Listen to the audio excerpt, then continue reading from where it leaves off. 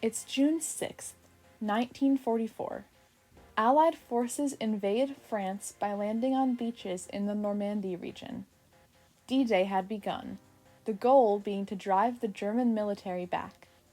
The fighting was bloody, but the Allies won in the end. That victory helped to liberate Paris, with the Nazis thrown out of much of France. This officially marked the end to D-Day and the start to what was considered to be the beginning of the end to World War II. Full liberation of France was accomplished through diplomacy, politics, and the combined military power of the Allied powers and Free French forces. The Free French were members of a movement to fight Germany, formed after Germany took over France in 1940.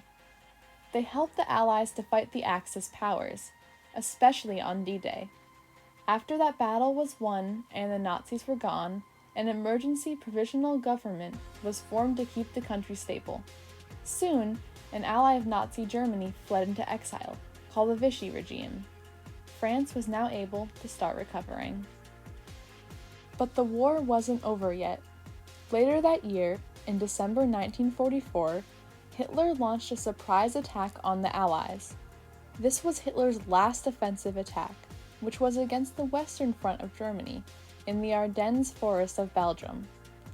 His goal was to split the Allies and destroy their army to prevent them from getting into Germany.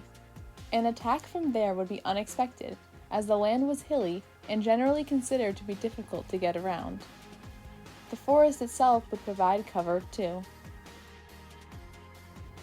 And at first, everything seemed to be going in Germany's favor. Severe winter weather, freezing rain, snow, and low temperatures led to many problems and diseases for the Allies, including trench feet, pneumonia, and frostbite. Along with using the cold to their advantage, the Nazis attempted to infiltrate the Allies.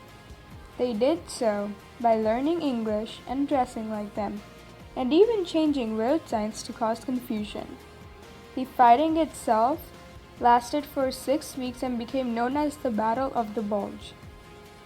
This was because of the formation the Allies took to fend off the Germans, which was said to resemble a bulge.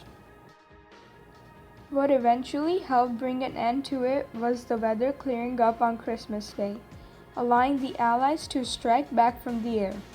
Now they had a chance.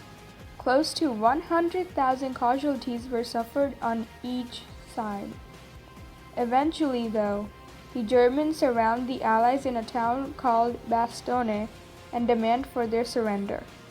The only reply they get? A message from Anthony McAuliffe saying nuts.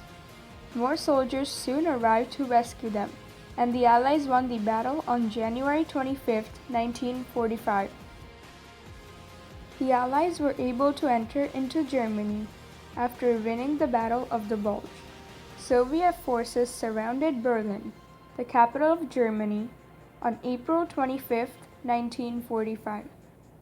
But days later, on April 30th, Hitler committed suicide, and Berlin fell to Russia and the Soviets. With Hitler gone, Germany had no choice but to surrender. So on May 7, 1945, Germany surrendered to the Allies in Reims, France. The German instrument of surrender was signed, which was a legal document that ended both World War II in Europe and ended Nazi Germany. Millions of German soldiers would remain prisoners of war.